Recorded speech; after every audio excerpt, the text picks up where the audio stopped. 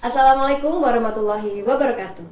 Jumpa lagi pemirsa dalam acara Infus, Informasi untuk Sehat yang dipersembahkan oleh PKRS Promosi Kesehatan Rumah Sakit Dr. Adiatma MPH bersama dengan saya, Maulina. Dalam rangka momentum peringatan Hari Kartini yang jatuh pada hari ini, tanggal 21 April 2025, kita mengenang semangat perjuangan Raden Ajeng Kartini dalam memperjuangkan hak-hak perempuan, khususnya dalam hal pendidikan dan kesetaraan. Namun, seiring dengan perkembangan zaman, makna dari emansipasi perempuan tidak hanya sebatas kesetaraan dalam pendidikan dan pekerjaan, tetapi juga mencakup bagaimana perempuan dapat menikmati hidup dengan aman, sehat, dan bermartabat. Oleh karena itu, maka pada Infus episode kali ini kita mengangkat tema Perempuan Sehat, Perempuan Kuat. Bersama dengan kita telah hadir dua orang narasumber yang luar biasa. Dan karena ini adalah Hari Kartini, tentunya narasumber kita juga Kartininya Rumah Sakit Dr. Adiatma. Ya, beliau berdua ini sangat aktif dalam mengedukasi dan juga memperjuangkan hak-hak perempuan dan perlindungan terhadap perempuan dan anak. Langsung saja kita sapa narasumber pertama kita. Beliau adalah Dr. Julia Ike Haryanto, MH, spesialis kedokteran forensik. Tepuk tangannya Bu Ike. Makasih Mbak Molly. Iya, selamat pagi Dr. Ike. Sehat ya Dr. Ike? Sehat, terima kasih. Alhamdulillah, iya. Dokter Ike ini adalah dokter forensik di Rumah Sakit Adiatma yang sangat ramah dan tidak pernah dikomplain sama pasiennya ya dokter ya. Iya, aman semua dokternya, karena pasiennya pasien forensik ya dokter ya. Baik, selanjutnya untuk narasumber kedua kita, yaitu sudah hadir. Beliau ini sudah sangat familiar di Infus ya, karena sudah berkali-kali kita undang di sini. Yaitu beliau adalah Mbak Ana Heliantin, MPC psikolog ya, MPC psikolog ya. Tepuk tangan untuk Mbak Ana. Saya belibet ini. Mbak Ana tuh gelarnya banyak sebetulnya ya. Iya, cuman biasanya dipakai adalah MPC psikolog ya Mbak Ana ya. Oke, salam sehat Mbak Ana. Iya, terima kasih ya. Oke. Baik pemirsa dan ibu-ibu sekalian di sini ya. Tadi kan di awal saya sudah menyebutkan bahwasannya tema kita hari ini adalah perempuan sehat, perempuan kuat. Nah, saya mau ke Mbak Ana dulu boleh ya Mbak Ana ya? Boleh. Oke. Nah, berkaitan dengan tema tadi ya. Sebagai seorang perempuan nih, kita harus cantik luar dalam, ya kan? Sehat jiwa dan raganya juga gitu kan. Nah, berbicara tentang kesehatan jiwa Mbak Ana, mungkin Mbak Ana bisa jelasin kepada pemirsa apa itu kesehatan jiwa pada perempuan? Boleh. Jadi yang namanya sehat itu tidak hanya sehat fisik, tapi harus sehat jiwa juga. Yes, betul. Apa sih sebenarnya sehat jiwa? Sehat jiwa itu adalah kondisi di mana seseorang itu mampu berkembang secara fisik, mental, spiritual, dan sosial. Ditandai dengan apa? Dia mampu mengatasi tekanan, dia mampu bekerja secara produktif, dan mampu berkontribusi di dalam masyarakat. Itu Mbak. Oke, baiklah. Jadi sebagai seorang perempuan kita harus multi talent, multi peran juga gitu ya. Iya. Oke. Nah, salah satu peran wanita yang utama itu kan adalah peran dalam keluarga ya Mbak Ana. Betul. Nah, apa aja sih peran wanita dalam keluarga Mbak Ana? Banyak ya. Yang saya sebutkan ini adalah beberapa contohnya saja, tapi saya percaya bahwa peran wanita di dalam keluarga itu tidak bisa disebutkan satu persatu. Saking banyaknya ya. Banyaknya. Nah, yang pertama adalah sebagai ibu dan sebagai istri, gitu ya. Kemudian dia juga sebagai pendukung karir suami. Oke. Menciptakan kebahagiaan di dalam keluarga. Wah, ini susah dan nih. juga sebagai pendidik anak-anaknya. Iya. Banyak sekali perannya. Dan untuk menjalankan semua peran itu dengan baik, tentu seorang wanita itu harus bisa menjaga kesehatan fisik dan mental. Oke, jadi dimulai dari dirinya sendiri ya, Betul. baru bisa nanti memberikan efek kepada keluarganya gitu ya Mbak Ana ya. Oke, baik. Nah, bagaimana sih Mbak caranya supaya tadi itu kita tidak hanya bisa merawat diri kita, supaya kita juga bisa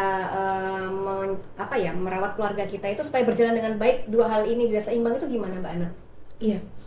Ya, untuk merawat kesehatan jiwa ada beberapa yang bisa dilakukan. Tentu ada banyak hal yang bisa dilakukan, tetapi saya singkat beberapa saja ya. Pertama self care, yang merawat diri, ya, menerima dan memahami bahwa menerima diri sendiri gitu ya, menerima kondisi diri sendiri yang pertama, kemudian menjaga komunikasi dengan suami, dengan anak-anak gitu ya, kemudian menjaga stabilitas emosi gitu ya, kemudian dia juga mampu meluangkan diri untuk merawat dirinya sendiri, gitu ya. Jadi dia punya waktu me time gitu kan. Itu penting itu ya. Kemudian tidak kalah pentingnya juga menjaga kestabilan emosi. Ya. Menjaga kestabilan emosi ini ada macam-macam. Yang pertama adalah harus mengenali dulu apa sih yang menyebabkan dia emosi, kemudian sebisa mungkin menghindarinya. Nah, kalau tidak bisa dihindari juga terpapar emosi, nah, terpaksa dia harus bisa melampiaskan secara positif. Melampiaskan secara positif itu macam-macam. Bisa dengan bercerita, bisa dengan mengalihkan dengan aktivitas. Dan yang terakhir adalah mengelola stres. Stres manajemen. Susah ya ini ya, stres manajemen ya. Ketika semua itu sudah dilakukan, insya Allah sehat juga. Oke. Termasuk juga peran perempuan dalam keluarga tadi itu bisa termanage ya kalau dia sudah berhasil memanage dirinya sendiri dulu ya. Iya, pasti banyak tekanan di dalam keluarga. Nanti akan dijelaskan dengan Dr. Ika yang ya. Oke. Me time ini menarik sekali nih tadi Mbak Ana menyebutkan me time ya, karena terkadang kita itu sering mengalahkan ego kita untuk me time demi keluarga ya Mbak Ana ya. Oke, berarti berperan penting sekali ya. Berarti boleh dong kalau misalnya kita mau jalan-jalan gitu kemana gitu, boleh banget ya. Oke. Baik, saya berikutnya mau ke Bu Ika dulu ya Bu Ika ya. Oke, Bu Ika, tadi kan Mbak Ana sudah menjelaskan bahwasannya perempuan itu kan banyak sekali perannya dalam keluarga nih Bu. Seandainya nih Bu, ada suatu hal sehingga perempuan tersebut tidak bisa menjalankan perannya dengan baik gitu, apa yang harus kita lakukan Bu Ika? Nggak bisa me time juga berarti ya? Bisa jadi. Tidak tersalurkan emosi dan hobinya mungkin Bu Ika ya. Jadi mungkin kalau peran itu terabaikan, mungkin yang bisa terjadi di dalam keluarga akan mengalami beberapa siklus. Nah, sekarang yang sering terjadi atau di sekitar kita ini ada beberapa kendala adalah munculnya kasus-kasus KDRT. Itu yang sering dialami oleh perempuan. Jadi siklus KDRT ini tidak tiba-tiba suami atau pelaku datang terus tiba-tiba langsung mukul atau langsung nendang, itu kan enggak. Pastinya ada siklus yang akan dialami. Nah, siklus ini terdiri dari 4 fase. 4 fase itu sudah pasti ada urutannya. Yang pertama itu ada tension building. Jadi munculnya beberapa ketegangan. Ketegangan ini mulai dari rasa curiga, mungkin dari suami mencurigai istrinya, kok kalau WA-an diem-diem ya, handphone mau dipinjam kok nggak boleh ya. Nah, itu tuh sudah mulai ada ketegangan. Semakin tinggi ketegangannya, rasa curiganya akan semakin tinggi. Bukan hanya itu, tapi si istri itu atau si perempuan itu akan merasa sangat diawasi. Itu ada di tension building.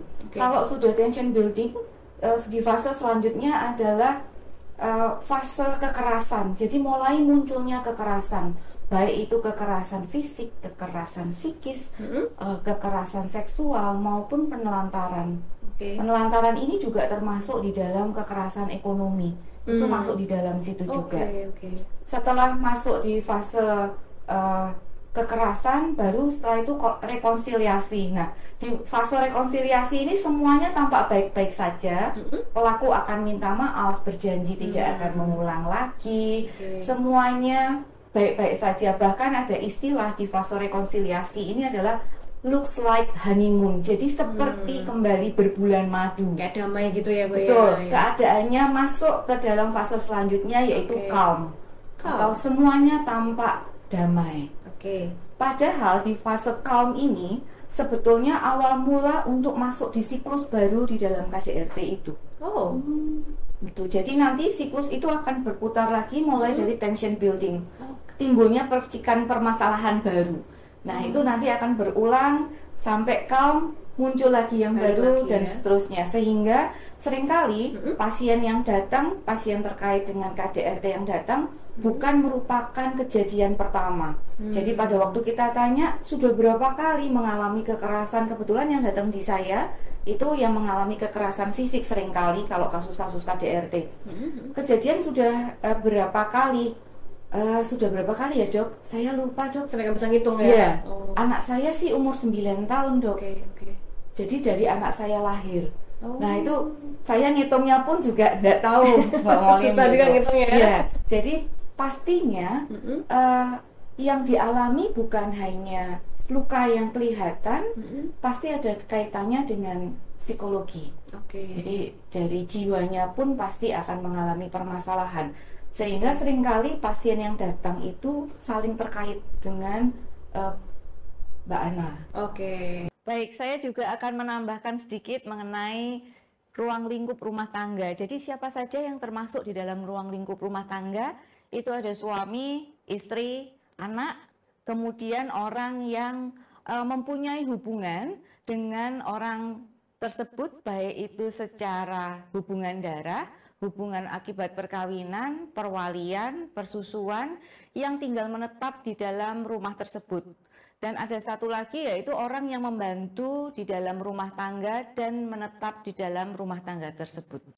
Jadi nanti penanganannya tidak hanya secara fisik tapi juga Ya, psikisnya juga ya. ya. Jadi ketika peran itu terabaikan, rentetannya ini panjang. Panjang ya. Ya, betul. Oke.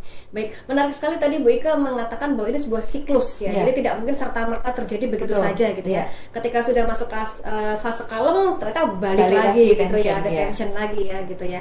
Nah, kalau di Mbak Ana sendiri juga kalau pasien menceritakan juga seperti itu. Kadang-kadang sudah berkali-kali dan seperti itu. Iya Mbak, jadi kadang-kadang dua-duanya, jadi habis ada luka fisik juga ya dokter. Kemudian dari dokter Ika akan rujuk ke kami karena dari dokter Ika melihat ada tekanan psikisnya gitu ya, ada traumanya, jadi dikirim ke kami untuk pemulihan dan pemeriksaannya juga.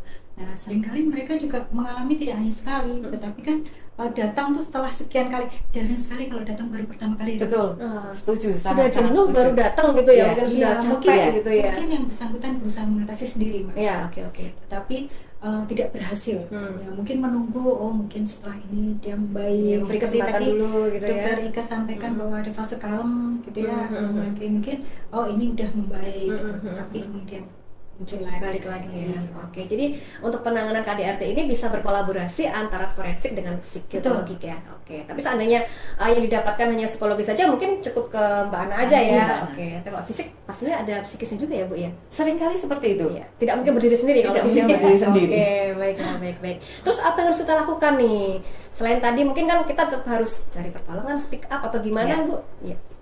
Mau saya dulu atau silakan Mbak Ana dulu. Dari Bu Ika dulu ya. Ya.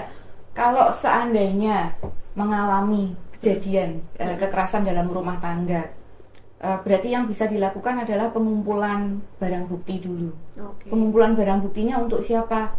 Untuk sendiri dulu. Mungkin ada foto, ada video, ada rekaman suara itu, recording itu. Kemudian bukti-bukti lain yang bisa dikumpulkan. Baru setelah itu bisa melapor ke Dinas Pemberdayaan Perempuan dan Anak dan ke kepolisian. Kenapa kok harus ke Dinas Pemberdayaan Perempuan dan Anak? Karena korban KDRT ini butuh pendampingan, gitu. Jadi ada pendampingan dari dinas yang bisa dilakukan, kemudian juga lapor di kepolisian untuk tindak lanjut kasusnya kan masuk di dalam ranah pidana. Jadi harus membuat laporan di kepolisian. Kemudian setelah itu kalau memang membutuhkan penanganan medis berupa luka bisa ke rumah sakit, kalau berupa psikis berarti bisa ke polipsikolog atau butuhnya justru lembaga bantuan hukum. Itu juga nanti akan difasilitasi oleh beberapa dinas terkait. Gitu. Jadi itu untuk pelaporan jika mengalami kasus KDRT. Oke. Kalau bagian dari psikolog Mbak Ana? Iya, bagaimana supaya kita tidak menjadi korban KDRT gitu kan? Iya, apa yang harus dilakukan seandainya kita terjadi tuh kita harus speak up atau gimana gitu Mbak Ana? Setelah speak up biasanya setelah dilakukan pemeriksaan dari dokter Ika kemudian merujuk ke tempat psikologi, maka akan dilakukan yang pertama adalah assessment. Ya kita harus melakukan penyelidikan mungkin kalau istilahnya di kepolisian ya, apa yang terjadi, kemudian berapa lama pernikahannya, kemudian bagaimana sebelum menjalin hubungan pernikahan atau bagaimana keluarganya, bagaimana supportnya gitu ya. Kemudian kita akan melihat bagaimana kondisi fisik psikisnya dengan melakukan pemeriksaan psikologis. Nah setelah itu kita akan melakukan intervensi dalam pemulihannya, bagaimana dia membuat dia kuat, bisa mengalihkan pikiran negatifnya, melakukan aktivitas-aktivitas yang menyenangkan supaya dia bisa pulih lebih cepat dan mendapatkan dukungan dari lingkungan sekitar. Gitu. Oke, baik ya. Baik, saya kembali ke Bu Ika ya Bu Ika. Nah, ke Rumah Sakit Adiatma ini kan kita menerima laporan kasus kekerasan ya. Kira-kira berapa sih Dok jumlahnya biar pemirsa tuh juga punya gambaran gitu? Kasus KDRT aja lumayan banyak Mbak Molin dan pemirsa, dalam tahun ini untuk tahun 2025 di bulan Januari itu tercatat ada 10 hanya yang KDRT. Kemudian di Februari sedikit turun, jadi di Februari itu ada 6 kasus KDRT. Tapi kalau rekap tahunan itu kurang lebih dari yang tahun 2024, kurang lebih dalam 1 tahun itu kasus ada 150-an kasus. Banyak juga ya, 150 ya. Karena gini Mbak Maureen, jadi dalam satu penelitian dalam satu penelitian itu ternyata 1 dari 3 perempuan Indonesia itu mengalami KDRT. Jadi belum tentu dipukul, bisa aja berupa emosional, bisa aja berupa penelantaran ekonomi, tapi itu sudah termasuk di dalam kekerasan dalam rumah tangga. Gitu. Karena lingkupnya pun kan ada pembatasan kalau KDRT. Jadi berbeda dengan kasus-kasus yang lain. Oke. Itu 150 per tahun itu yang mau melaporkan ke rumah sakit ya Bu ya. Sedangkan yang tidak terlaporkan seperti Mr. Gunung Es gitu ya, nggak kelihatan gitu ya. Oke, itu juga kasusnya kombinasi dengan dari yang psikolog ya, 150 itu ya. Banyak juga ya. Oke, nah ini saya agak tergelitik ini mau bertanya. Kan kita lagi ngomong soal perempuan nih ya. Biasanya kan perempuan yang jadi korban. Pernah nggak sih ibu-ibu ini mendapatkan kasus sebaliknya nih, malah suaminya yang jadi korban? Tapi bukan berarti ini emansipasi perempuan loh ya, jadi dominasi gitu enggak ya? Pernah nggak ibu-ibu ngalamin ini ada kasus seperti itu? Mana? Oh iya. Kalau dari saya bukan rujukan dari program BPKPA nih Mbak. Ya bukan rujukan dari itu, tetapi rujukan dari poli lain. Jadi rujukan dari poli lain itu dia mengalami pusing gitu ya, kemudian dia sudah belanja poli istilahnya, sudah ke poli saraf, sudah ke belanja poli, diputerin semua gitu ya, penyakit dalam, semua dia sudah memeriksakan diri dan mereka dari DPCP semua menyatakan bahwa ini pemeriksaan pendukungnya nggak ada masalah, gitu ya. Akhirnya lemparlah ke poli psikologi, psikologi ternyata dia punya tekanan sekali, mungkin istrinya punya tuntutan gitu ya, kemudian sering menerima nada-nada tinggi di rumah gitu ya. Itu termasuk kekerasan juga ya, kekerasan psikis. Nah itu korbannya secara verbal ya, secara verbal. Nah itu korbannya adalah laki-laki. Ada juga ternyata ya. Ada ternyata. Kalau Bu Ika gimana Bu Ika? Pernah nggak menjumpai Bu Ika? Menjumpai pernah, sekali lagi sama, bukan dari program PPKPA juga, tapi datang sendiri waktu itu ya beberapa kali atau beberapa kasus datang, tapi ternyata tidak berlanjut ke pelaporan kepolisian. Saya tidak tahu apa alasannya, mungkin sudah berdamai sendiri dengan istrinya atau seperti apa, saya kurang tahu. Berupa apa yang dialami macam-macam. Saya pernah dapat yang dicakar, saya juga pernah dapat, kemudian yang ditusuk juga saya pernah dapat. Ditusuk juga, ya. Jadi dari yang ringan sampai yang berat saya pernah dapat, terkaitnya juga masih di dalam lingkupnya rumah tangga. Gitu ya. Tapi ini bukan bentuk emansipasi perempuan ya. Bukan bentuk emansipasi. Bukan ya. Oke, baik. Tadi menarik Bu Ika menyebutkan bahwa Rumah Sakit Adi Atma kan bekerja sama dengan polisi juga ya dalam menindaklanjuti kasus kekerasan ini ya. Itu kita kerjasama dengan siapa sih Bu? Baik. Kalau berbicara mengenai kerjasama, penanganan untuk kasus-kasus ini secara umum, penanganan untuk kasus perempuan dan anak, juga mengenai perdagangan orang, itu tindak pidana perdagangan orang, kita mempunyai stakeholder yang bentuknya segitiga.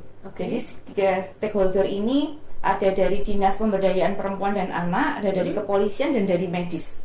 Bentuknya segitiga. Jadi mau masuk dari pintu manapun itu akan mengalami atau menemui penanganan yang sama. Jadi hak untuk korbannya pun sama, mau masuk dari pintu manapun. Nah, kita tuh bekerja samanya dengan siapa? Ya dengan mereka. Mau dari mana saja. Kebetulan Rumah Sakit Adi Atma ini merupakan rujukan provinsi. Jadi kadang kita bisa dapat dari mungkin Cilacap, mungkin bisa dapat dari Demak, mungkin bisa dapat dari Salatiga, seperti itu Mbak Molin. Jadi bukan medis sebagai leader, tidak, tapi kita berbentuk stakeholdernya itu berbentuknya segitiga. Yang menjadi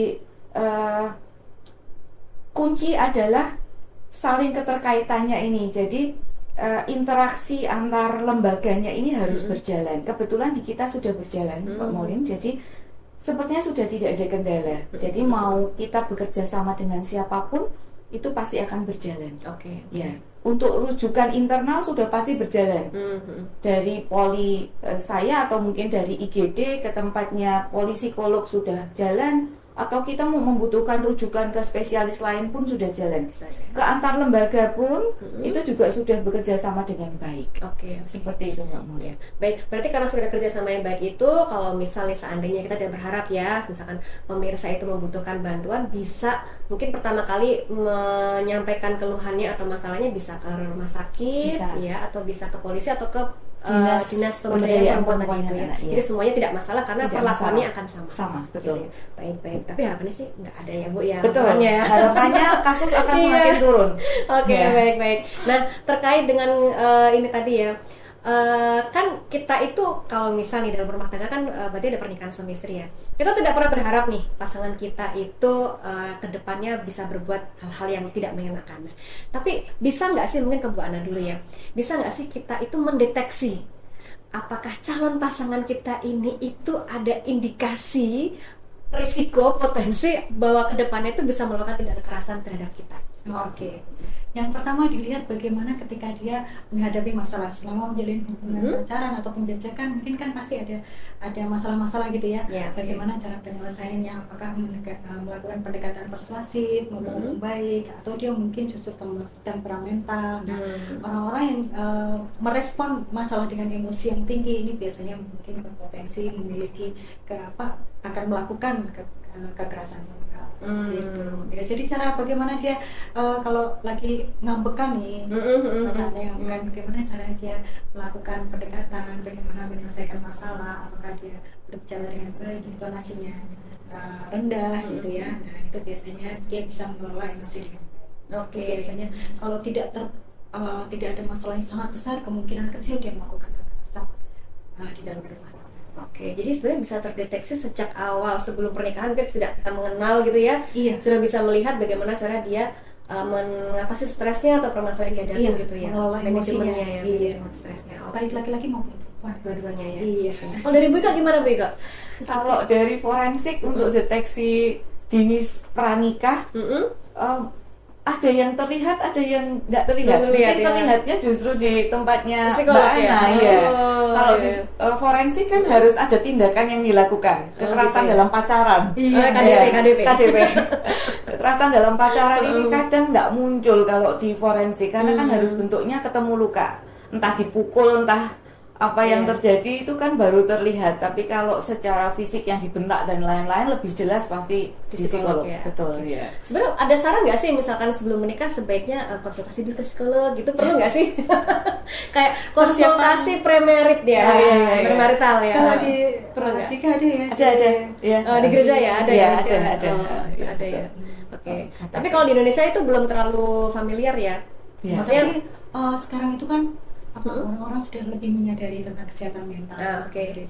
Sehingga seperti itu tuh mereka cari tahu melalui medsos ya, sekarang sudah banyak sekali beritanya. Atau mereka mungkin datang konsultasi sendiri juga ada gitu ya. Dia mau menikah, kenapa dia kondisinya justru kayak seperti tidak siap gitu, takut dengan hal ini. Oh, ternyata memang riwayat keluarganya pernah mengalami kekerasan. Oh iya. Historisnya ya dari Sekarang keluarga ya. lebih sadar tentang kesehatan mental. Oke, dan memang campaign tentang mental health itu sekarang sudah banyak sekali digaungkan di sosmed ya. Baik, mungkin sebelum kita tutup ya untuk Bu Ika dan Bu Ana ada closing statement nih, mau dimulai dari siapa dulu ya? Dari Bu Ana dulu, oke silakan Bu Ana. Salam sehat jiwa perempuan-perempuan Indonesia. Be healthy, be happy. Perjuangkan kesehatan mental kalian karena kita berhak bahagia. Oke, luar biasa sekali statementnya. Oke, silakan Bu Ika. Iya. Baik. Closing statement dari saya, ciptakan rumah tangga sehat untuk Indonesia yang lebih kuat. Luar biasa. Baik, terima kasih Bu Ika, Bu Ana untuk closing statementnya, dan terima kasih pemirsa bahwasannya dari topik pembicaraan kita hari ini bisa kita simpulkan bahwasannya setiap wanita itu berhak untuk bisa hidup bahagia, hidup aman, sehat dan bermartabat ya. Jadi kalau misal kita menghadapi masalah terkait dengan kekerasan pada perempuan, don't worry untuk speak up ya. Mau lewat manapun, intinya kita harus speak up. Kita harus be aware, care pada diri kita sendiri. Baik, terima kasih. Demikianlah pemirsa untuk info episode kali ini. Sebelum kita tutup, kita salam dulu ya ibu-ibu cantik ya dalam peringatan Hari Kartini ini. Selamat Hari Kartini untuk pemirsa semuanya dan seluruh untuk perempuan-perempuan Indonesia. Salam sehat dari kami, perempuan-perempuan RSUD Adiatma. Sampai jumpa pemirsa.